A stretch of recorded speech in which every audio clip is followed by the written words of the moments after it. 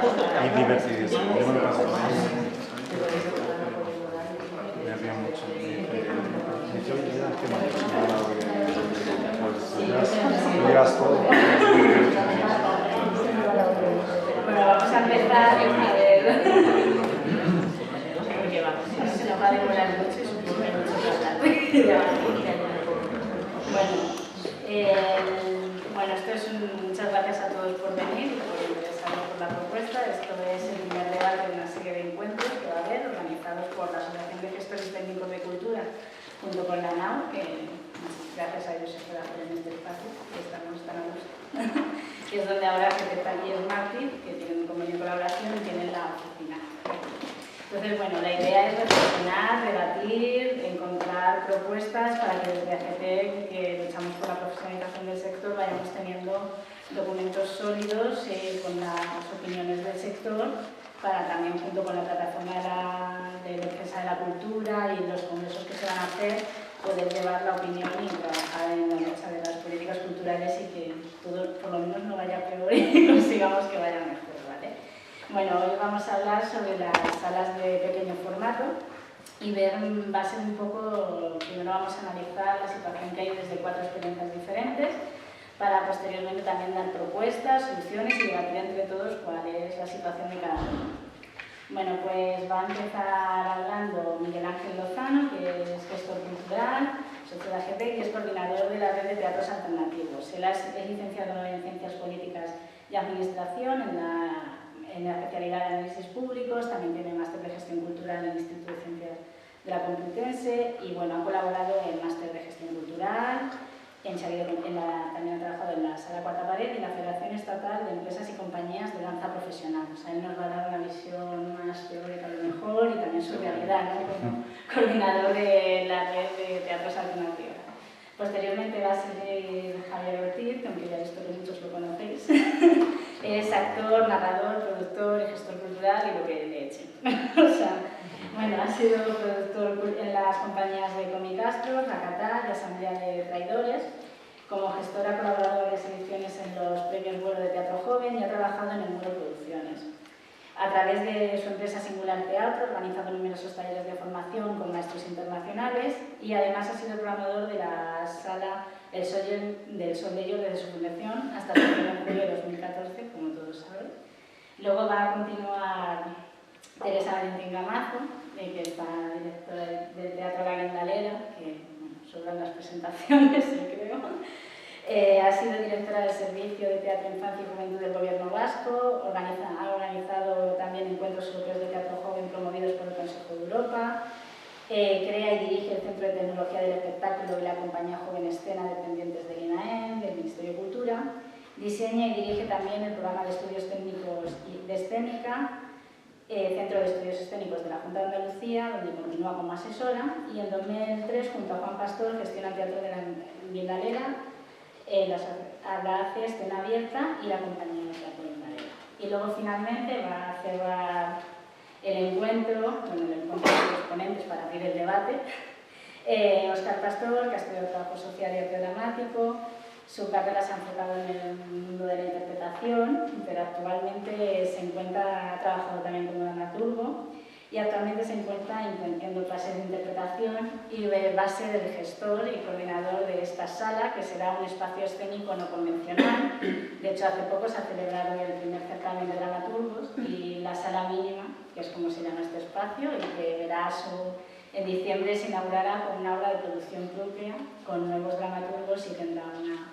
Yo os invito también a que vengáis a verla, porque va a tener una propuesta muy interesante y bueno, pues os dejamos con ellos hablar y bueno, pues ya seguiremos con el debate. Bueno, pues muchas gracias. Me toca arrancar a mí. Ser el primero nunca es plato de gusto, porque no sabe nunca si lo que contará realmente está dentro de lo que la gente espera o de la expectativa que uno puede haber generado. En cualquier caso, pues le agradezco mucho a GT que nos dé esta posibilidad de hablar de un encuentro como este y simplemente pues hay algunas anotaciones o apuntes sobre mi experiencia desde la red de teatros alternativos, aunque ya doy por hecho que mi experiencia, no sé, una experiencia de gestión pura y dura en una sala, pues no va a ser tan valiosa como la de mis compañeros, ¿no? Digamos que tampoco voy a hablar de la red de teatros alternativos, debate, pero no es mi intención hacer un speech sobre lo que se hace en la red, sobre las salas de la red, simplemente con un apunte para que sepáis que la red en este momento la forman 40 espacios que están distribuidos por todo el territorio estatal, en la mayor parte de las comunidades autónomas. Son 40 salas tradicionalmente llamadas salas alternativas.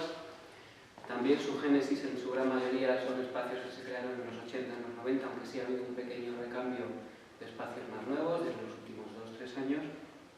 Pero digamos que es una asociación que lleva bastante tiempo y que ha ido evolucionando durante todo este tiempo, y como cualquier gran asociación estamos inmersos en una redefinición de lo que la propia asociación debe ser, de los servicios que debe ofrecer a sus socios, etc. En cualquier caso, los 40 espacios estarían dentro de lo que aquí ya denominamos salas de pequeño y mediano formato, así que estaríamos perfectamente incluidos en esto, aunque bien es cierto que hay espacios ahora muy diversos y que la red simplemente es un ejemplo de algunos de ellos, pero es una cosa bastante diversa hoy en día. Yo creo que la información que os pueda dar, que pueda resultar de interés, es la que, por mi experiencia, ser un observador privilegiado al ver las cosas un poco desde arriba, os puede resultar interesante simplemente por ese trabajo del día a día. Pero yo digo, insisto en que no he llevado una sala personalmente, y aunque conozco muchos de los problemas, no los he sufrido de esa manera tan directa, ¿no? Nosotros desde la red sí hemos observado que esto ha cambiado de manera, como todos, ¿no?, conocemos, ha cambiado de manera radical en la última década. Si bien hasta antes de la crisis se creaban muy pocos espacios nuevos, la red de hecho mantuvo durante muchos años el mismo nivel de socios, con alguna baja, alguna alta, pero realmente no se creaban nuevos espacios, y sin embargo comprobamos, como vimos todos, que cuando llegó la crisis se han creado muchos espacios nuevos, lo cual nos lleva a hacer una reflexión de que algo está ocurriendo, de que hay algo, digamos, una demanda insatisfecha que ahora cubren esos nuevos espacios, o algún tipo de fenómeno ha ocurrido que nos lleva a pensar que esto es una situación nueva y que requiere algún tipo de interpretación, sobre todo porque seguramente estos nuevos espacios dan un poco la clave de cuáles van a ser los movimientos en nuestro sector en los próximos años, ¿no? Eso no quiere decir que durante ese periodo anterior a la crisis no se crearan nuevos recintos escénicos. Se abrieron muchos espacios públicos, no privados, pero se abrieron muchos espacios públicos, se abrieron muchos también en distintos territorios, en municipios más pequeños. Muchos espacios públicos incluso abrieron salas red, espacios de pequeña dimensión, emulando un poco lo que habían sido los espacios alternativos hasta el momento. Incluso hoy en día tenemos teatros incluso muy comerciales que están abriendo espacios de estas características, con lo cual el modelo, en cierto sentido, no sé si muere de éxito o no muere, pero en fin, hay un fenómeno ahí por debajo que, digamos, afecta ya a todo el sector y que va más allá de las propias salas alternativas. ¿En qué medida todo esto que está ocurriendo se va a quedar? Pues en tiempos de crisis es difícil de imaginar, ¿no?, si esto supondrá un cambio que va a permanecer o simplemente será una cuestión que supere un determinado bache, que dé quizás solucione determinadas expectativas, y cuando la crisis aminore, que esperemos que algún día ocurra, pueda cambiar de nuevo la cosa. Yo no lo creo. Yo creo que lo que está ha llegado para quedarse, aunque es cierto que las propuestas que vayan llegando nuevas tendrán que superar ese aval del tiempo, ¿no?, a ver cuántas aguantan, pero yo creo que muchos de los que en estos momentos se han embarcado en estas propuestas van a conseguir mantener sus proyectos. De igual manera que pienso que muchas de las salas que hasta hace 4 o 5 años yo pensaba que no aguantarían, sin embargo están aguantando y están manteniendo posibilidad, ¿no? Desde luego hay cosas del contexto general que son importantes para empezar a reflexionar sobre lo que está ocurriendo. Me parece muy importante llamar la atención sobre la caída drástica de programación en espacios públicos. Esto ha sido un elemento clave para muchas compañías y creadores, no tanto para las salas, que lo hemos visto desde la distancia, pero para las compañías y profesionales ha sido un factor fundamental. La programación se ha desplomado literalmente en los espacios públicos, es decir, la actividad ha bajado muchísimo, lo que ha supuesto que muchas compañías y creadores hayan puesto el foco de atención en nuestros espacios, porque empieza a haber muy pocos mercados donde trabajar. Y los espacios de pequeño y mediano formato empiezan a ser, para algunas, casi la única opción. Y esto es un elemento clave que hay que tener en cuenta. Y esta bajada de programación de los espacios públicos ha coincidido con un aumento de la actividad de los espacios privados. Si ya las salas alternativas de los espacios privados siempre hemos tenido que tener una hiperactividad para poder rentabilizar el espacio, para hacerlo sostenible, la crisis ha provocado que eso vaya todavía más. Yo tengo salas en la red que hacen 350 representaciones al año. Es decir, estamos hablando de a veces 3 y 4 representaciones en el mismo día en periodos de fin de semana. No digo que sea lo ideal, ni lo defiendo, pero algunos han encontrado el modelo de sostenibilidad de su espacio de una hiperactividad frenética que tiene que ver con una multiprogramación y una multiprogramación, etc. Pero la media está en los 150, desde luego muy superior a cualquier recinto público que os podáis imaginar. espacios de pequeño y mediano formato siguen siendo un fenómeno urbano, fundamentalmente muy urbano. Y de hecho, la nueva oleada de nuevos espacios están saliendo en entornos que ya de por sí están muy copados de iniciativas culturales, como son Madrid, Barcelona, Sevilla, Valencia. Y en cambio no han llegado a otros sitios donde objetivamente quizás no tienen una posibilidad de sostenibilidad mayor, al menos porque no tienen competencia, que son ciudades de tamaño medio, capitales de provincia de tamaño medio o periferia de grandes ciudades. Ahí todavía, curiosamente, no hay una eclosión de iniciativas y seguramente objetivamente estos tienen una posibilidad de un mercado propio ahí mucho más fácil de iniciar, como puede ser una ciudad como Madrid o Barcelona. Yo creo que esto tiene que ver con una cuestión que seguro que va a ser la primera que pueda resultar polémica de mi intervención, y es que yo creo que muchos de los nuevos espacios nos surgen como una demanda latente de un público que quiera ver un nuevo tipo de creación, sino más bien como una especie de oferta insatisfecha. Es el propio sector de los creadores, de las compañías, de los profesionales, el que detecta que no hay espacios donde trabajar. Y además que los espacios que hay no están configurados para el tipo de creación que ellos tienen planteado, que tienen en mente. Por tanto, es una necesidad del propio sector artístico el que busca la apertura de nuevos espacios y no es tanto una demanda de un público, que eso no quiere decir que ese espacio y ese proyecto bien gestionado no genere su propia demanda y genere su propio público, ¿no? Pero esto es una característica muy particular de nuestro sector que luego supone problemas a posteriori, como pueda ser pues, que nos encontramos con que hay una oferta cultural muy grande, para un público que quizá no es tan numeroso, y con unas estrategias que a veces no hemos limado suficiente para captarlo, finalizarlo, etc. Y esto, en realidad, esto es coherente también con la manera de ser y la manera de trabajar en nuestro sector y yo creo que es coherente también con lo que las estadísticas dicen, ¿no? Que hay menos público, que gastan menos en cultura y, por supuesto, todo esto nos afecta de manera muy clara. Hay cosas que las estadísticas no recogen, pero creo que los nuevos proyectos que se están creando últimamente sí se han dado cuenta de ello, y es el público en este momento es más exigente que antes de la crisis, lo cual tiene toda la lógica del mundo porque uno tiene menos dinero y se quiere gastar mejor, en el sentido de identificar propuestas que le interesen más desde su punto de vista cultural o artístico. Pero es más exigente en todo, lo es en la comunicación. Quiere una comunicación de mejor calidad, más fluida, con un lenguaje que sea más propio del entorno cultural. No quieren que le vendamos, yo creo, un espectáculo como la ficha técnica de un coche, con características, con un repertorio. Está esperando un lenguaje distinto, está esperando una comunicación distinta y está esperando que el antes, el durante y el después sea diferente. En ese sentido es más exigente. Y no creo que solo busque propuestas de calidad en el escenario, sino que está buscando propuestas de calidad también en la comunicación.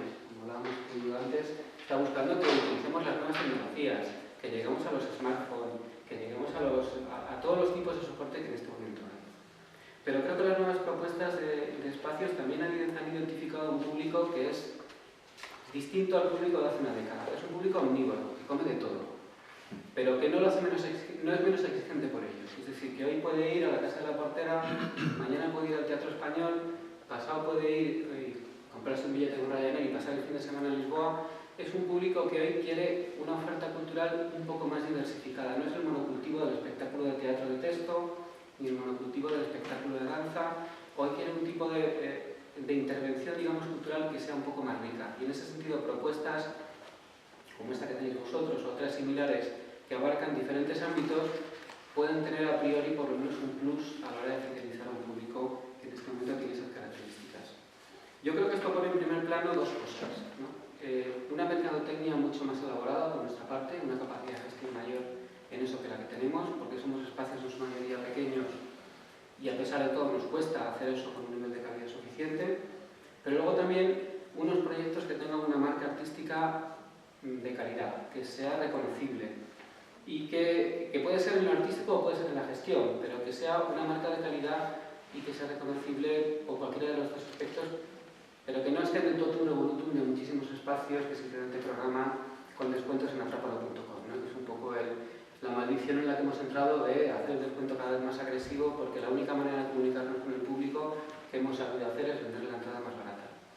Esto yo creo que es algo que tiene que acabarse en algún momento y espero que sea más pronto que tarde y reconozcamos entre todos que tenemos que ofrecer un algo más diversificado y no una pelea a la baja por un público que es muy escaso. Hay muchos elementos también del contexto que han contribuido a que el mantenimiento de un espacio o la generación de uno nuevo ahora sea más difícil que hace una década. Desde luego las ayudas públicas que ahí no ayudan. A los que la tuvieron, porque las están perdiendo o porque han bajado tanto que ya son irrelevantes. Y a los que no las tienen, porque cada vez es más difícil que puedan acceder a ellas. Pero no solo han bajado los importes, han bajado también la condición que esas ayudas suponen. Las ayudas, por ejemplo, de los municipios y de las comunidades autónomas permitían que de alguna manera parte de esos recursos se pudieran destinar al mantenimiento de los espacios.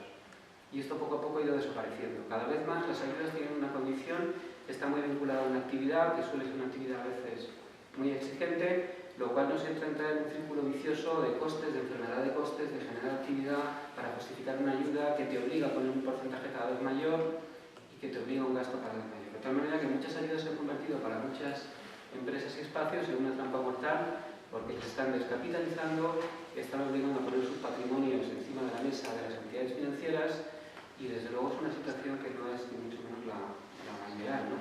Y genera además unas tensiones de tesorería a veces por las fechas de pago que son brutales. Con lo cual, desde luego el que pretenda fundar un proyecto sostenido sobre ayudas públicas en este momento, ni el que lo tiene lo puede hacer, ni el que lo quiera hacer de nuevo junio lo puede hacer tampoco. Y esto es importante que lo sepamos desde el primer momento. A mí hay una cuestión que me parece también muy interesante y es las salas de pequeño y mediano formato seguimos sin tener un papel claro dentro del modelo de políticas culturales en este país. No saben dónde ubicarnos. Para algunos ayuntamientos formamos parte del ecosistema cultural y nos ponen en igualdad de condiciones con un teatro público. En Barcelona una sala alternativa o de pequeño formato puede hacer una producción que estrena en un teatro público y un teatro público puede programar en una sala alternativa. Porque todos ellos forman parte del mismo ecosistema, que es un ecosistema municipal y cultural. Y que seas público o privado es lo menos, porque todos practican y trabajan en un entorno territorial y poblacional que es el mismo y a todos les corresponde, porque al ayuntamiento le interesa, tener una actividad cultural que llegue a todos los ciudadanos, con independencia de que ese servicio lo preste un teatro privado o un teatro público. Para otras administraciones somos pymes, y punto. Y nos dan ayudas en la medida en que somos una pyme que puede necesitar una ayuda para elaborar algún tipo de proyecto que genere empleo, que genere industria, etc. Pero la cultura no tiene ningún efecto. Somos simplemente una pyme. Para otras administraciones, como el Ayuntamiento de Madrid, ponemos color a la ciudad. Hacemos la ciudad creativa, ¿no? Es decir, conseguimos tener un repertorio de espectáculos masivo, súper interesante, que le dé colorido a la ciudad. Pero de ahí, pasar de ahí va a ser muy difícil, por lo menos para las salas de Madrid, porque es donde nos han ubicado las administraciones públicas. Quieren ponerle un poquito de color a la ciudad, simplemente.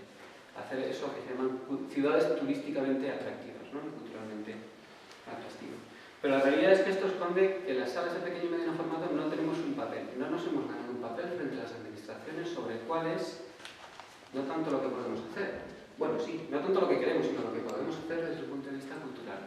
Y yo creo que hay un papel que estamos ejerciendo de una manera muy clara y muy evidente que debería estar de alguna forma reconocido, y es esa transición del sistema educativo a lo profesional que ejercemos con muchos creadores y compañías, ese salto o consolidación profesional que ejercemos con muchos creadores y compañías, esa entrada del público al ámbito cultural por primera vez a través de las campañas escolares, a través de las actividades en colegios, toda esa actividad que tiene que ver mucho con la iniciación del público, con la iniciación de la profesión, lo cumplen sobradamente y casi exclusivamente espacios como los que aquí estamos hablando.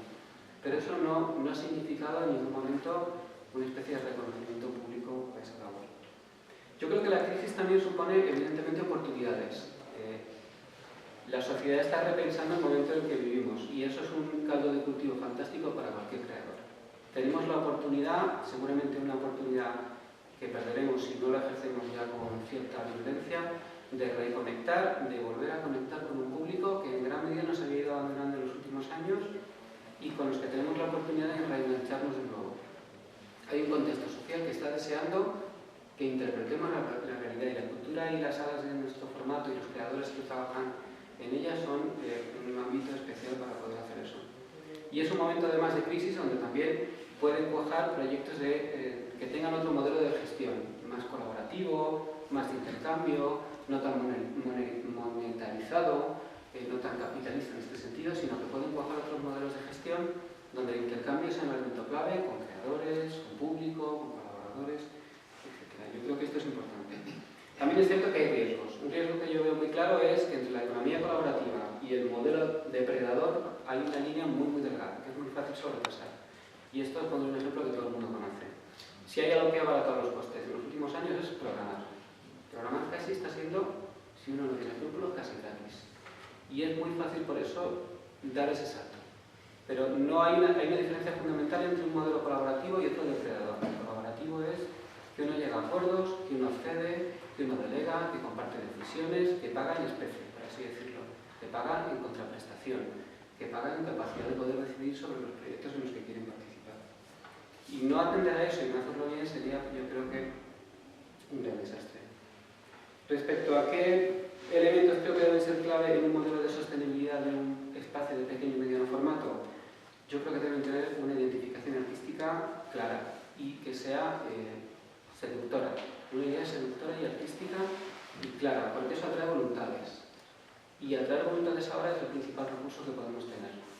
Me refiero a voluntades del sector artístico, de las compañías, de los creadores, del propio público. Necesitamos rodearnos de gente que quiera colaborar con nosotros en nuestros proyectos, a los que podamos arrastrar sabiendo que habrá que compensarles de alguna manera. Eso me lleva a la segunda cuestión. Un proyecto como cualquiera de los nuestros debe tener claramente una estrategia de relación con el entorno, con los creadores y con el público. Y con ese público además que ahora es muy diverso, porque lo es en sus motivaciones. Es un público que puede estar interesado en una transacción casi comercial. Te pago una entrada de un espectáculo y ya está. Y no vuelvo hasta que no me vuelvas a seducir. Pero hay otro público que está interesado en colaborar. Y ahí está un público militante que estaría con nosotros en la sala todo el día metido si le diéramos la posibilidad. Con cada uno de ellos seguramente tenemos que ser capaces de crear un modelo relacional y de ofrecerles algo que les retenga, que les fidelice, que colabore con nosotros en lo artístico o en lo económico y que se quede con nosotros, que al final socialice nuestro proyecto, que es la única garantía de sostenibilidad que tenemos. Tiene que ser un proyecto diverso, pero tiene que ser en lo económico porque si no, no va a funcionar. En la red de teatros alternativos la media es que la taquilla represente 1/3 del presupuesto de las salas.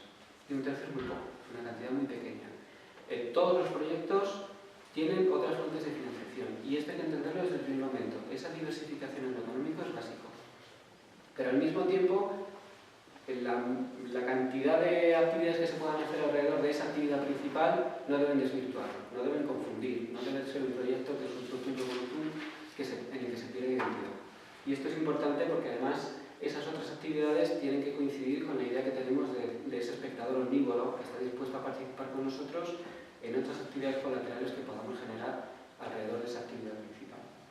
Y por último, esto yo no creo que sea trascendental, pero sí tiene que ver con la actividad que hace la red en este momento, que intentamos hacer.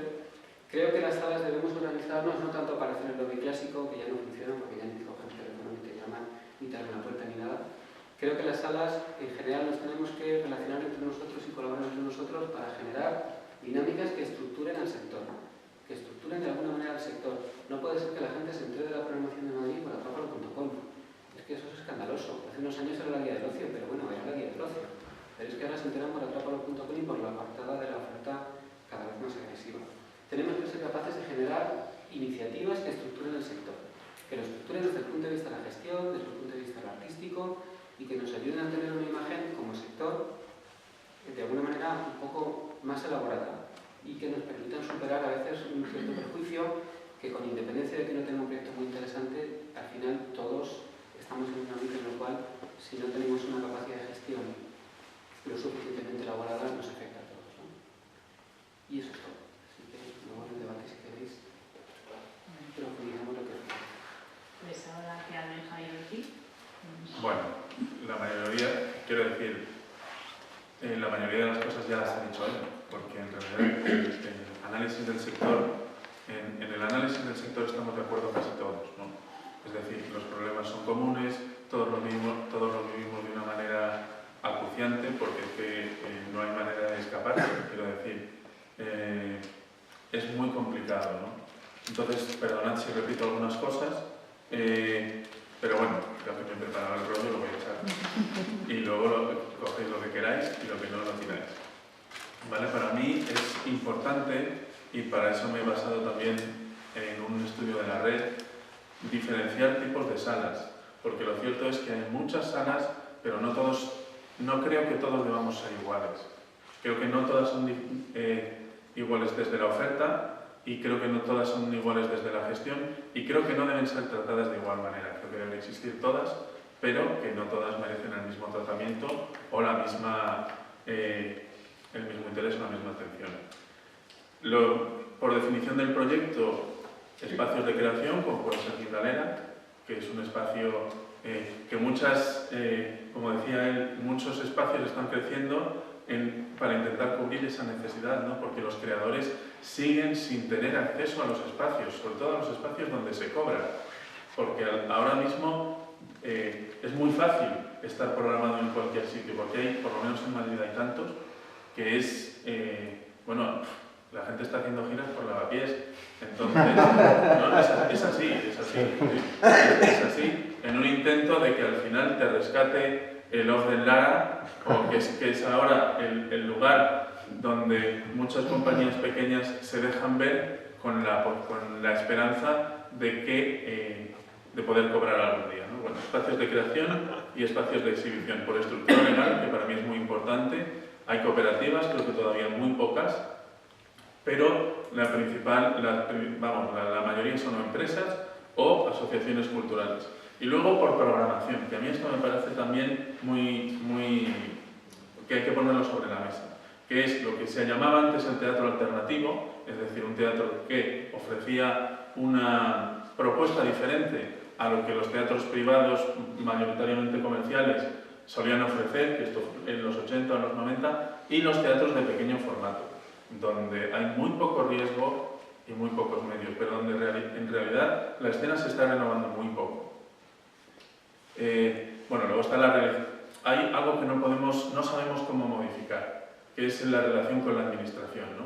O sea, para mí la relación con la administración se resume en la siguiente frase. Te llegan y te dicen, hoy he salvado a un tío de morir ahogado. ¿Y qué has hecho? Le he quitado el pie de encima. Es lo que están haciendo con todos, ¿no? Estamos tan ahogados que estamos corriendo como pollos sin cabeza, sobre todo los proyectos de nueva creación, en los que me incluyo, intentando consolidar un proyecto en una situación que es absolutamente cambiante, porque nosotros, o sea, los modelos se construyen, ahora ya menos, porque la crisis ya ha sentado también su modelo de colaboración, o la administración ya ha sentado su modelo de colaboración con las salas. Pero antes tú lo asentabas que podías acceder a unas subvenciones, que había unas ayudas, etcétera, etcétera. Como ha dicho él, eso ha dejado de funcionar. Además, hay un problema extra que va a empezar a aparecer de manera acuciante en los espacios de nueva creación, que es el tema de las licencias. Los espacios más visibles ya lo están sufriendo de una manera inmediata, porque y esto es muy importante que lo sepáis a la hora de generar un espacio. Es decir, la administración se va a pasar a regular vuestros espacios y os va a pedir una licencia 4. El Madrid Arena ha sido peor que el IVA para la cultura, porque lo que está pidiendo es que los espacios estén insonorizados, sean accesibles para discapacitados, etcétera, etcétera. Una serie de cosas que nunca se pidieron, para empezar, con lo cual los espacios de nueva antiguos tienen problemas en cuanto le modifican cualquier cosa, porque les piden una inversión muy grande en un momento de crisis también muy grande, ¿no?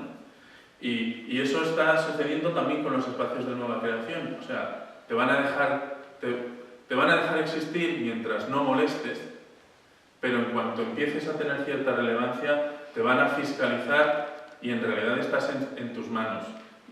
Esto me lleva también a comentar lo que decía él, que para mí sí que es muy importante y tiene que ver con, para mí es la salvación de lo que hay ahora, es la unidad del sector.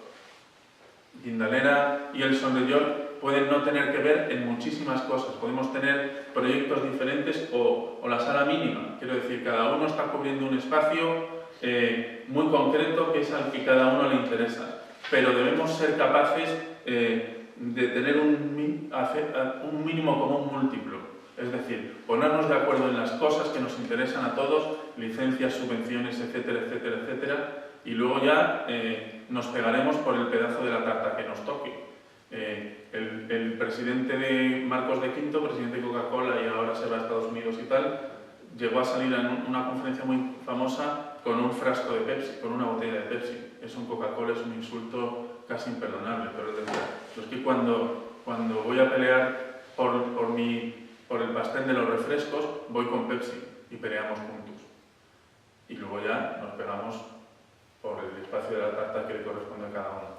Yo eso lo he hecho mucho de menos en el sector. En el espacio en que he tenido la oportunidad de gestionar, creo que hace falta promover el asociacionismo. Creo que hay muchísima falta de información en la gente que está empezando o que empezamos un proyecto, porque hay cosas que ya están hechas y hay un histórico de gente que se ha pegado en muchas cosas y algunas las ha conseguido, y eso no se pone en valor, y está ahí. Existe una coordinadora de salas alternativas, aquí está SmartTIC, que es una manera que tienen las compañías de hacerse legales y no correr los riesgos que están corriendo ahora, donde uno tiene un esguince y la compañía le tiene que amputar la pierna o cargárselo para que no trascienda que ha tenido un accidente y les puedan empapelar. O sea, es una cosa un poquito marciana, ¿no? El tema de las subvenciones. Hay que acabar con la discrecionalidad de las subvenciones, que es otro problema real de las salas. Es decir, dependiendo quién presente, y esto es así, dependiendo quién presente la subvención, te la dan o no te la dan. De hecho, tenemos en la coordinadora madrileña tenemos la experiencia de un tío que ha hecho 3 y lo que le ha valido para una sala no le ha valido para otra. Entonces, se está optando por hacer un modelo único para que no puedan personalizar y decir, no, es que tú no me lo has presentado como a mí me da la gana, etcétera, etcétera, etcétera, ¿no? Y luego, en la relación con la administración, bueno, yo creo que habría que hablar también de los grandes eventos y de el fringe, el surge, el canje y el flonge. Es decir, no nos podemos dejar meter determinados goles. Y es desolador lo fácil que resulta comprarnos por el estado de necesidad en que vivimos. Es decir, la crisis es tan brutal un poco por lo que decías tú, porque la demanda realmente, si ha subido muy poco. Entonces somos muchísimos más pegándonos por el mismo pastel en una especie de totum revolutum que no va a ningún lado. Y encima la administración, que tiene la pasta, va y te dice, espera, que ahora te lo monto yo. Y eso está empezando a suceder. La comedia va a tener un espacio off cuando se abra. El canal ya lo tiene. Yo ahora mismo estoy en Esmedia, se lo están planteando también. Cimarro lleva tiempo buscando una sala alternativa, porque ahora lo que mola es el off, esa experiencia, un poco lo que decía él, no estamos vendiendo teatro, ni siquiera estamos vendiendo cultura, estamos vendiendo experiencias. Y esa es una modalidad que sí que está llegando a un público nuevo, que ve el teatro como algo caduco, viejo, aburrido, que no tiene nada que contarle, pero que sin embargo está dispuesto a vivir una experiencia, es decir, meterse en ser parte de algo. Que el papel del espectador también se está empezando a difuminar, ¿no? El espectador quiere tener una parte activa o tener una voz desde en cómo se gestiona la sala hasta en qué vive, qué le produce el espectáculo. Y la capacidad de conmoción pues cada vez es más difícil porque la oferta es variadísima y estamos, ya digo, hay muchísimo que hacer, ¿no? No hay prescriptores. También en la prensa, o sea, lo que está pasando con la prensa cultural en este país, que es otra cosa de la que no habla nadie, porque claro, como los que tienen que hablar son la prensa y son los que les están echando, es acojonante. Pero no existen prescriptores, no existe gente que te diga, no, mira, que le diga a un público, nos está empezando a suceder de una manera muy aguda lo que le sucede al arte contemporáneo, que la gente no va porque tiene miedo de aburrirse, porque no sabe dónde ir para ir a algo que le guste. Y falta gente que te diga, bueno, falta gente, no, hay muchísimo bloguero, hay muchísima, pero el papel tradicional de la prensa se está difuminando y la gente, el público tradicional del teatro, que no tiene tanto acceso a las redes sociales, etcétera, etcétera, porque tiene una edad, está súper perdido. Luego viene a tu teatro y vosotros lo vivís de una manera especial porque habéis hecho una política de público muy buena y te lo agradecen un montón y es capaz de volver y de fidelizarse, etcétera, etcétera, etcétera. Pero la primera vez que la gente va a Guindalera, o sea, la gente nueva que va a Guindalera, cada vez es más difícil o más costosa de obtener, ¿no? Y luego también hay que tener en cuenta una cosa que tiene que ver con lo primero que ha anunciado él, que es la caída del sector público. Y es que antes las compañías venían a Madrid sabiendo que iban a perder dinero. Hay un cambio de modelo de negocio muy importante, porque antes tú podías, las compañías sabían que venían a Madrid y que tú les ofrecías su espacio para que los programadores y los prescriptores culturales vieran su trabajo y después ellos pudieran rentabilizar económicamente ese esfuerzo con una gira razonable. Las giras se han caído. Entonces, los proyectos tienen que ser razonables en estos espacios que nunca fueron pensados para ellos, porque no puedes hacer rentable un proyecto en un espacio de 166 butacas que tenía yo. Es muy difícil, pues en uno de 70 o en uno de 20, mucho más difícil. Y luego creo, y esta ha sido una apuesta del Sol de York que hemos perdido, pero que hemos perdido con mucho orgullo, creo que el sector se está descapitalizando. Lo siento, hay que aprender a decir que no. Yo no trabajo en estas condiciones. No trabajo en estas condiciones. Yo soy un artista, o un creador, o un lo que sea. Y a veces hay que decir que no. Porque, por ejemplo, Teresa Teresa ha hecho casi de todo. O sea, Teresa es el padrino de las artes escénicas, ha hecho de todo y mucho muy bien. Pero, por ejemplo, los técnicos que ella se inventó el Centro de Tecnología del Espectáculo, que se dice muy fácil, pero a partir de ahí han salido generaciones y generaciones de gente formada en el sector. Eso crea un sustrato muy importante. Bueno, pues esa gente, ¿qué puede hacer en nuestras salas? Si el acomodador tiene más luces que la sala, y entendedme, no os lo toméis a mal, pero no hay condiciones para que un técnico genere experiencia de valor, porque no tiene los medios.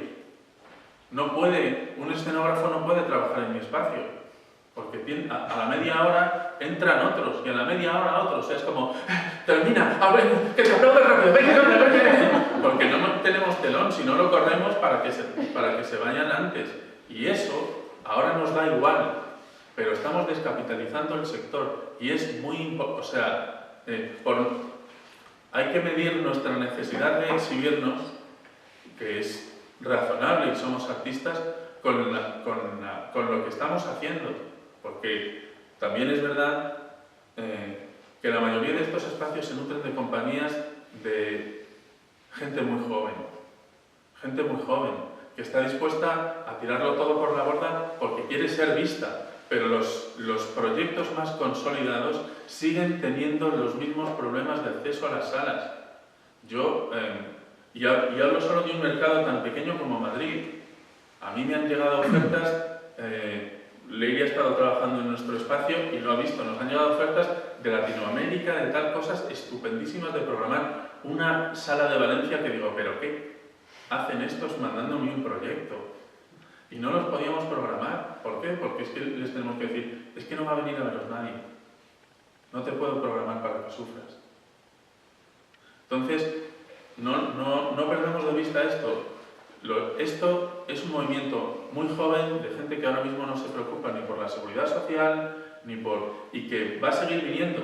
Es decir, cuando los que tienen ahora 20 años lleguen a las 35 y se den cuenta de su error, porque yo lo digo, es un error, habrán sido barridos por una generación de otras personas de 20 que dirán, es que si no, lo hace patatín, lo hace patatán. E insisto, es una cuestión de unidad del sector, o por lo menos de organización del sector. Quiero decir, puede haber espacios en que esta gente pueda funcionar, y debe haberlos, pero debe también haber espacios de primer acceso, espacios de consolidación y espacios de excelencia. en el off. Y ahora mismo todo está mezclado. Quiero decir, Cuarta Pared es un espacio de excelencia, para mí, por su trayectoria, por su tal. Luego, si me encuentro con ellos, pues ya nos pegamos, porque nadie es perfecto y todo el mundo tiene cosas que tal. Pero es un espacio de excelencia. Es muy difícil mantener eso. Quintaler es un espacio de excelencia.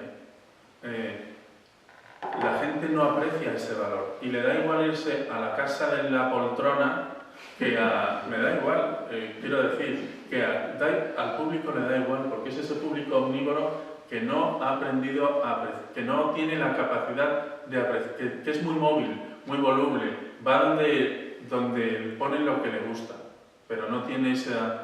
Y un día va a la B73, otro día viene al Sol de Llor, otro día a Indalera y otro día se queda en casa. Entonces, bueno, yo tengo una serie de medidas que propongo, y con esto termino. La información es primordial, compartir datos, acudir a las asociaciones y tener una visión a largo plazo y de sector. No mirar por mi sala, mirar por el sector. ¿Qué hacen? ¿Cuál es mi propuesta en el sector? ¿Cuál es mi nicho? ¿Qué hago yo? Un poco lo que él decía, ¿cuál es mi propuesta, mi imagen de marca? ¿Cómo me diferencio? ¿No? ¿Cuál es mi propuesta? Creo que es muy importante que compartamos la información, porque aquí, como todo el mundo quiere... O sea, hay una tradición de oscurantismo en las compañías españolas y en las salas españolas y de falta de colaboración. Si queremos sobrevivir, o si queréis sobrevivir, yo ya he muerto, esto se tiene que acabar. Para mí esto también es muy relevante. Para la SGAE no existimos. No existimos. Porque muchas de estas salas son asociaciones culturales que no pagan derechos de autor. El anuario de la SGAE es una de las pocas herramientas que se utilizan para hacer presión sobre las políticas culturales. No existimos. Para ellos no existimos, porque se elaboran con los datos que recibe la SGAE. Es decir, un gran porcentaje de lo que está pasando en Madrid no existe para el sector y no existe en los números, que es aquello en lo que te puedes apoyar para pedir, desarrollar proyectos, etcétera, etcétera. Lo hemos comentado, hace falta un plano de Madrid. Lo estamos intentando muchos, hacer una aplicación o un plano en Internet de Madrid donde alguien pueda ver lo que pasa. Un extranjero puede venir a Madrid y decir, yo ya he visto El Rey León, pero anda, mira, están poniendo algo de este autor que me interesa en esta sala, que además está al lado de mi casa. No existe información, la gente no sabe. La gente no sabe dónde estamos. Hay una campaña en Inglaterra que se llama Your Theatre Matters, no sé si la habéis visto. Merece la pena que la plagiemos. Es verdad, plagiémosla. Es una campaña de grandes estrellas en teatros pequeños, diciendo, tu teatro importa. Nadie accede al estrellato, bueno, excepto en el cine, pero vamos, nadie accede al estrellato de una manera, o muy pocos, muy rápido. Entonces, los teatros comunitarios son donde se forma la gente que luego la peña va a mirar en el cine y tal. Apoyemos esos proyectos y la gente ni siquiera sabe que hay un teatro en su comunidad. No lo saben, excepto Guindalera y Cubi, que son ejemplos de teatro, de trabajo con el barrio. La gente no se entera. En mi barrio todavía mucha gente me llama para reservar entradas. Digo, pero tío, si hay que quitar el cartel, quita ya todo. Por favor, plagiemos esa campaña. Aprender a decir no, la unidad, hacer cosas, propuestas a la administración como los alquileres subvencionados. Es decir, lo que él decía, la cultura no tiene valor. Entonces, tenemos que conseguir que no nos consideren pymes, ni siquiera, o si nos quieren considerar empresas culturales, que es una cosa que utilizan mucho al hablar de nosotros, que nos lo valoren y que nos permitan acceder a alquileres más baratos, porque nosotros tenemos un valor que además ahora ya es cuantificable estadísticamente, que no es simplemente que alguien viene y pasa un buen rato. La cultura tiene un valor transformador de la sociedad y de cohesión que hay que poner en valor porque es lo que hacemos y es lo que nosotros ofrecemos. Alquileres subvencionados, que haya un mismo modelo de subvenciones para todos, que no todas, bueno, lo de las licencias, Es que es acojonante. ¿Qué tengo yo que ver con Pachá? Pero es que tengo que cumplir las mismas condiciones que Pachá. En mi sala no se hacen conciertos, porque no podemos, pero bueno. Pero si quiero hacer conciertos, a lo mejor tengo que tener una licitación, o sea, una licencia, y si no quiero hacer conciertos, puedo tener otra licencia. Y que no, es que es como lo de las subvenciones, te las dan. El tipo que entró a ver nuestro teatro nos lo dijo así: cállate, porque te ha tocado el mejor. No me digas nada. Vayas, pero a que lo vea, a que te dé la licencia, y cuando sales, no sé, hay muchísima discrecionalidad también en la concesión de licencias. Tenemos que evitarlo y pedir que se nos haga, tener una licencia que recoja lo que hacemos en Argentina o acceder a otro tipo de proyectos. Importante, hay dos tipos de público y es tan obvio que lo estamos olvidando: el que viene y el que no viene. Estamos haciendo muy poco por el que no viene, muy poco, porque la gente, el público de verdad, o sea, las estadísticas dicen que el 80% de la gente no va al teatro ni una vez al año. No estamos haciendo mucho por ese 80%. Estamos pegando por ese otro 20% sin ofrecer cosas nuevas a ese 80% que está mirando para otro lado, ¿vale? Y por último, los programas de socios que se pueden hacer entre todas las salas y en los que además el gobierno ha cometido un error que nos es beneficioso por una vez, y es el micromecenazgo. No sé si habéis oído lo de la SAL y los 150 euros. Bueno, pues si tú pagas 150 euros a una compañía, seguidlo porque es muy interesante. Te puedes deducir, creo que son 112. Claro, o sea, por 38 euros, que le va a costar realmente al tipo, puedes obtener 150. Pero no es a una compañía normal, es una compañía que sea una fundación, o sea, una... No. ¿A una empresa? Sí, es micromecenazgo para todos. Entonces se pueden hacer programas de socios. Por primera vez podemos ofrecer duros a 4 pesetas. Bueno, pero esto está anunciado, dicho y redicho. No es como lo del IVA que todos dicen: le voy a decir a Montoro, pero seguimos igual. Esto no he visto en la ley, porque yo para eso también soy muy torpe, pero ahí tenemos una oportunidad de crear programas de socios eficaces por muy poco dinero y decirle a la gente: pruébame por 34 euros al año. Que es nada, son 3 euros al mes, menos de 3 euros al mes. Pruébame. No sé. Ahí lo dejo. Bueno, pues ahora, Teresa. Yo quizá lo que nosotros podemos aportar aquí es muy poco, porque verdaderamente durante, este es la 11ª temporada que hacemos, nosotros hemos estado trabajando en las catacumbas. Nosotros optamos y decidimos, después de una larguísima trayectoria que han dicho, pero mucho más larga de lo que podéis imaginar, yo ya soy mayor, junto a Juan Pastor, que también es mayor, hicimos como el viaje a la inversa, de haber trabajado en teatros grandes y trabajar en puestos de responsabilidad y cargos en el Ministerio de Cultura, en la Junta de Andalucía, en el Gobierno Vasco, en fin. Decidimos apostar por un centro de creación. Entonces, claro, quizá no tiene nada que ver con las salas alternativas al uso o con las salas de programación. Nosotros nos hemos dejado la vida y nos hemos descapitalizado personalmente porque hemos elegido, sabiendo perfectamente lo que hacíamos, nadie nos ha engañado, que queríamos crear un estilo, una marca. Y en este momento tenemos una marca, tenemos un público fijo, tenemos mecenas, tenemos gente que apadrina butacas, es decir, el público está. No necesitamos hacer grandes publicidades porque el público viene. Y no solamente viene del barrio, viene de Canarias, Barcelona, Sevilla y de otros países. Eso está, lo hemos conseguido en 10 años de trabajo, en una línea de trabajo muy concreta, trabajando desde la dignidad y apostando por la excelencia. Hemos renunciado a la vida para centrarnos en esa vida, que es nuestra vida.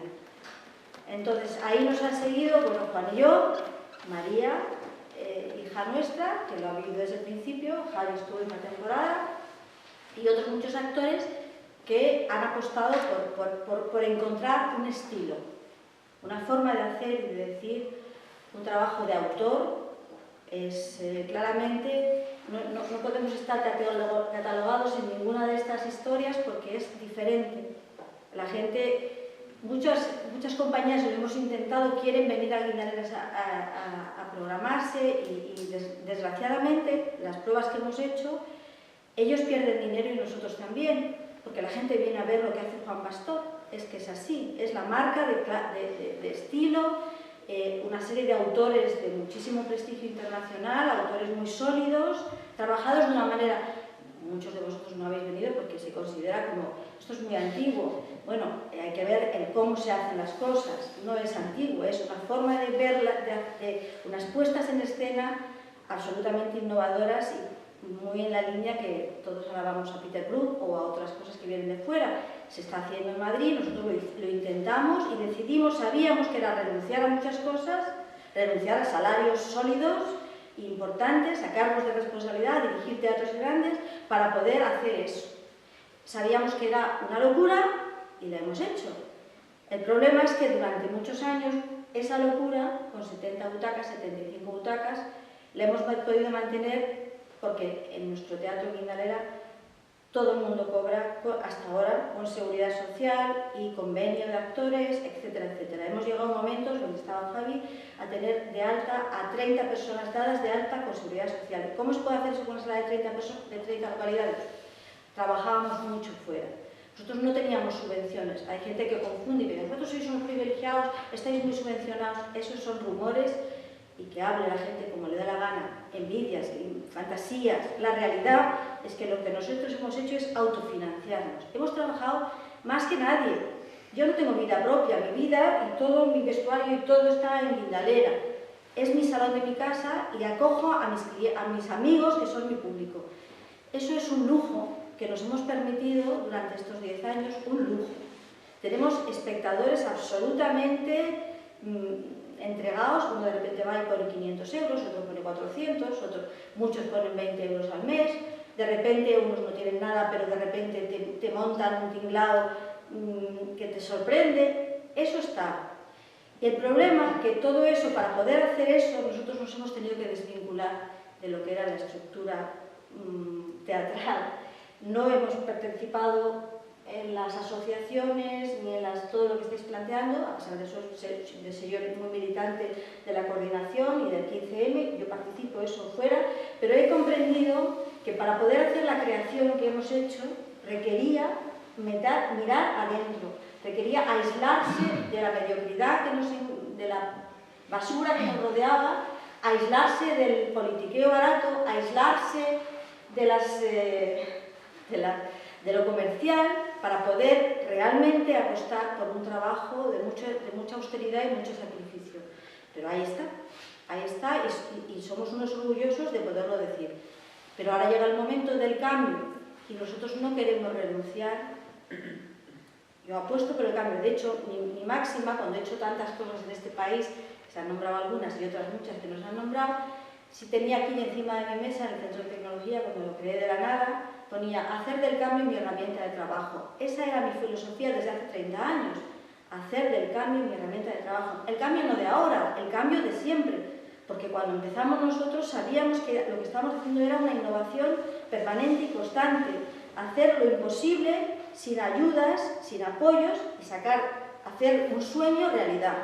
Entonces, por eso tenemos una sala exquisita, pero solo de 70 localidades, porque ahí podíamos llegar a pagarlas. No podíamos pagar una de 300 butacas porque no teníamos capital, y aún hipotecando nuestras casas, que están hipotecadas, para poder tener un local en alquiler con todo el equipamiento que tiene, que está muy bien dotado. Pero bueno, es una elección vital. Entonces, ¿qué podemos nosotros aportar a otras personas que lo hacen? Que estáis intentando armar esta historia. Pues lo que nosotros podemos aportar es que hay que dignificar la profesión, lo ha dicho él. Lo que reivindicamos es que no se puede hacer a cualquier precio, que aunque sea en una sala pequeñita la gente tiene que pagar, que si decimos que somos profesionales significa cobrar un salario, que si hay que reivindicar habrá que luchar porque quiten el IVA, habrá que inventarse cómo saltar el IVA, nosotros ya tenemos una fórmula, habrá que inventarse otras cosas, pero lo que no se puede inventar es que la gente tiene que cotizar, tiene que tener su forma de dignificar el trabajo que hace. Entonces, efectivamente, nosotros no podemos cobrar como el Centro, pagar como el Centro Dramático Nacional, pero por lo menos, que menos de 1.000 euros al mes para una gente que trabaja 4 días a la semana, que menos, porque la gente tiene que poder pagarse un alquiler, tiene que poder comer, y para hacer un trabajo con todas las de la ley, ir 1 hora antes y calentar, o 2 horas antes, y etcétera, etcétera, etcétera, etcétera, y hacer las cosas como hay que hacerlas, como nosotros reivindicamos que hay que hacer, pues no podemos aceptar el cambio. Por eso nos hemos planteado cerrar en diciembre. ¿Por qué? Porque nosotros, para poder mantener eso, tenemos que trabajar fuera. Si no se trabaja fuera, no se puede hacer eso. Y por otro lado, como todo el mundo, ahora vale todo, y vale el hacer debajo de mi cama una sala, vale ir gratis a trabajar a la oficina, vale, es muy innovador hacer en un ático una cosa, entonces toda la prensa, esa que no sabemos qué es, va y te pone de moda eso. Como es en ese caos hemos dicho, vale, hacerlo, eso no es lo que nosotros queremos hacer. Y por dignidad hay un momento que uno dice, no, hasta aquí. Eso no significa que no hemos tirado la toalla, porque no vamos a regalarle la nave que sacamos de la nada, porque si vierais las fotos de lo que era esa nave y de lo que es ahora, está insonorizada, tiene todo, mangas contra incendios, tiene de todo, de todo. Eso lo hemos sacado y no se lo vamos a regalar a otro que venga ahora, que hay muchos que están ya, que van a hacer aquí, a ver si nos lo quedamos nosotros en este local, que estamos bien situados, además tiene fama. No se lo vamos a regalar a nadie, aunque sea, me desplazo a vivir ahí, porque eso no se lo voy a regalar a nadie. Está claro y nítido, pero vamos a intentar encontrar fórmulas, y en eso estamos, y en eso sí que tenemos que ver con vosotros, sí que estamos, vamos a buscar fórmulas. Y desde luego, fórmulas que hay que encontrar entre todos es, no se puede pagar el IVA, no se puede pagar el IVA. Si en el País Vasco, Ramón Vare ha abierto una sala que se llama Pabellón 6 y han aceptado Hacienda del País Vasco, que ellos no pagan Hacienda, ¿por qué nosotros aquí chundaratas tenemos que seguir pagando el IVA? No hay que pagar el IVA. Hay que reivindicar unas desgravaciones fiscales que es que no se puede seguir consiguiendo. Ellos han conseguido con autores que pagan nada, 20 euros por función. Nosotros todavía en Guindalera nos cobran el 10% de las entradas de la taquilla. En fin, ese tipo de cosas es lo que hay que luchar. Estoy de acuerdo con crear redes y lo que tú dices en Internet, estoy de acuerdo con encontrar otro tipo de apoyos, pero a cualquier precio no. Yo no me voy a unir con Surge, ni con No Surge, ni con eso, no. No me voy a unir con el que pone la casa a la portera una historia y nadie cobra, por muy modernos que sean, no. O sea, no se puede consentir. No se puede consentir que una unión de actores permita el que se esté trabajando en las condiciones que se está trabajando. El que dé lo mismo el teatro aficionado. La semana pasada tuvimos en funciones en Guindalera y venían, a través de asuntos sociales, venían personas de la tercera edad que son de teatro aficionado. Maravillosas personas que venían de todo Madrid a ver un espectáculo que estábamos haciendo en Guindalera. Esas personas que vienen a un teatro a lo mejor son más profesionales que muchos de los que dicen que son profesionales en estas otras salas que estamos viendo por ahí. Y no puede ser que mi primo y dos narices de payaso y 2 zancos hagan teatro en la calle o se vistan y hagan el microteatro de 3.50 y luego a otra a las 5 y luego a las 6 y luego sí. Es que no se puede crear así. Y si alguien quiere crear así, que lo hagan otros. Nosotros somos profesionales y entendemos que la profesión requiere una renuncia a muchas otras cosas para poder concentrarte y hacer un entrenamiento y hacer un seguimiento y hacer una formación y dar mucha calidad y trabajar 3 meses, si es necesario 4, en trabajar en desmenuzar y entender a un autor como Chekhov o uno contemporáneo, pero hay que dedicarle el tiempo que ese autor y esa obra requiere y que ese público necesita que tú hagas ese trabajo. Si ese trabajo lo haces, el público lo tienes. Eso es lo que hemos comprobado. Nosotros tenemos público Y si nosotros tuviéramos una sala ahora mismo de 300 localidades, tendríamos la sala llena. O sea, lo sabemos, nosotros podríamos ser autosuficientes, con 70 localidades no. Por eso ahora la opción nuestra es, como hicimos con el Teatro del Canal, es trabajar fuera, en algún teatro público o comercial, ganar suficiente dinero para seguir pudiendo mantener nuestra exquisitez. Y si no lo conocéis, os invito a que conozcáis, porque creo que nos lo merecemos.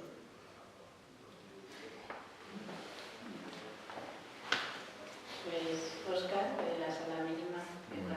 Aquí escuchando a mis compañeros estoy totalmente de acuerdo con todos ellos. Y bueno, yo estoy aquí un poco, aunque me dedique a las artes escénicas de hace muchos años, un poco el novato, porque estamos aquí todavía montando todo esto, que crea mucha desconfianza en mucha gente, porque sí, es un espacio blanco, con minimalista y tal, pero apostamos totalmente por lo que están diciendo nuestros compañeros. Es decir, este proyecto, esto no va a surgir como un capricho, es decir, esto lleva años cultivándose, desde abrimos la nau Espacio Creativo, esto es espacio común. Ya estaba en proyecto la sala mínima, pero no la hemos abierto ahora, después de 2 años abierta la nau, porque no hemos visto todavía que estábamos preparados. No hemos visto tampoco el momento y nos hemos centrado en crear una pequeña industria cultural en la nau, que nos apoyara y que nos ayudara en lo que es la construcción de la sala mínima y el lanzamiento de la sala mínima. Yo apoyo totalmente el dignificar la profesión de las artes escénicas, ya no solamente los actores, sino los técnicos, los dramaturgos, es decir, todo el equipo que conforma el hecho de que salga una función, una obra y se pueda representar. Es decir, eso es fundamental. Estoy totalmente, y además lo digo con la boca así, es decir, totalmente en contra de que surjan espacios como parches, ¿no? sin tener ahí un proyecto o sin tener ahí una reflexión anterior que son como parches para tapar esta situación tan sangrienta que sufren tanto el gremio. Entonces, creo que es importante el dignificar la profesión. Creando redes, sí, pero ¿sabes qué nos pasa, por ejemplo, a nosotros? Que nosotros partimos porque hemos creado una estructura de sinergias y de compartir y una estructura colaborativa, pero no todo el mundo encaja, no todo el mundo lo entiende. Entonces te unes a determinadas personas o otras entidades y no entienden tu forma de ver las cosas, es decir, y no la van a entender, porque por mucho que lo expliques, no lo quieren entender. Entonces nos encontramos un poco solos. Somos novatos en la creación del espacio, pero encima también nos encontramos un poco solos, porque es muy difícil llegar a un entendimiento, sobre todo en lo de crear redes, en lo de crear un producto. Todo eso nosotros lo tenemos claro, a ver si surge y a ver si pasa. ¿Vale? Porque nosotros lo tenemos claro. Es decir, nosotros hemos cultivado lo que es la nau Espacio Creativo, la zona de coworking, que es un coworking cultural, intentando crear o creando una industria, una fábrica cultural, creando equipos para que el espacio mínimo, la sala mínima, tenga una estructura humana y profesional y pueda salir adelante. Es decir, todo esto a partir de, por ejemplo, pues hemos creado un certamen de nuevos dramaturgos, ¿no? Donde nos llegaron infinidad de textos. Claro, también hay que dar cuenta también de que hoy en día cualquiera se puede llamar actor, cualquiera se puede llamar dramaturgo y cualquiera se puede llamar director. Entonces, hay gente que lo vale con o sin estudios y hay gente que no. Es tan fácil y tan atractivo para muchísima gente, con lo difícil que es decir que soy actor. No es tan fácil. Hay una profesión de fondo, hay unos estudios, una formación, una experiencia. Y eso, la televisión, el poner al alcance de todo el mundo oportunidades eso ha perjudicado mucho y eso hace que ha provocado lo que también comentabas tú de que somos muchísimos actores, todos queriendo salir a la palestra, que se les vea, entonces no crean productos de calidad, porque no les importa en la mayoría de los casos la elección de los textos, la elección entonces surgen infinidad de montajes, infinidad de propuestas, entonces hay salas como abarrotadísimas de propuestas. Nosotros desde la humildad y sobre todo también queriendo crear una estructura, partimos de crear equipos de trabajo. A partir de este certamen y también con contactos que tenemos nosotros y con profesores de dramaturgia que también imparten aquí sus clases, crear un equipo de dramaturgos, un equipo de actores, un equipo de directores de escena. Y que a partir de ahí surja una estructura más o menos sólida, porque claro, todavía no tenemos la experiencia, y que aquí en este espacio pues surjan principalmente producciones propias. Porque no es un espacio convencional, porque ya hemos llevado a cabo, hemos escenificado, se han llevado a cabo determinadas propuestas escénicas que no han encajado y no vamos a apostar por ese tipo de propuestas convencionales que no encajan en un espacio como este, donde hay unos pilares que para mucha gente son un obstáculo, es decir, yo sé cuáles son las limitaciones, pero sé que también se pueden llevar a cabo aquí propuestas muy interesantes. Entonces tenemos claro la línea que queremos llevar, una línea entre el performance y las artes escénicas, una línea muy particular, que no, puede ser que a lo mejor en el inicio nos podamos equivocar, pues sí, pero sabemos muy bien lo que queremos, sabemos que hay un público que está demandando ese tipo de propuestas, porque también somos afines a ellas, y no hay espacios para ello, no hay espacios que den la oportunidad de promover propuestas de ese tipo. Entonces, queremos crear estructura, principalmente.